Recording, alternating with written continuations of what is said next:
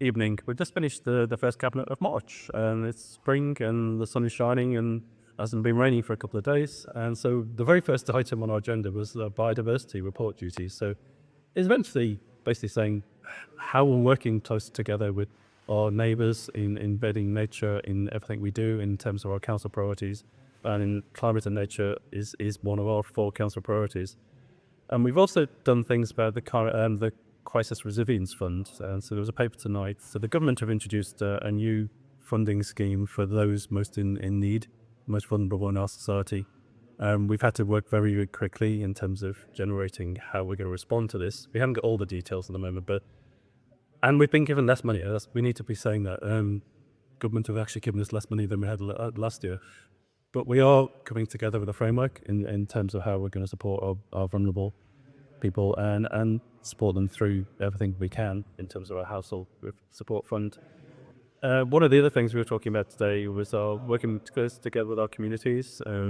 Communities for All is one of our top priorities. We announced our new strategy for our daycare centres. We went out to consultation a while ago, and it's taken quite a long time, but it's fair to say that we did listen to everybody, and we have come up with I think, pretty much everybody's happy with. It's actually, instead of actually reducing the service, it's actually expanded, to be fair.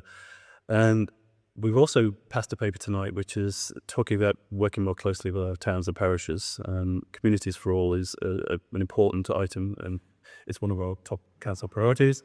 And there's been let's say a feeling that maybe Dorset Council has been in a bit distant from our towns and parishes since we went unitary, and we are trying to address that. So it's about working better together and working together in terms of prevention, in terms of the challenges local government finance hold for us, and actually just listening to our residents and responding to them. There were 3 papers tonight which basically goes back to the nature stuff and how climate is changing and how we need to respond and how we need to be more resilient. So there was a paper on the beach defences in Swanage. Swanage is a very important town for Dorset, not only for the people who live there, obviously, but also for our tourist business. Basically, we're investing a lot of money in flood defences, in beach defences, because after the recent weather, a huge amount of the beach has been washed away, and there has been a flood in the town centre recently. So we need to do more work there. And we're continuing the work of the previous administration in repairing the harbour walls in West Bay, so Bridport's harbour.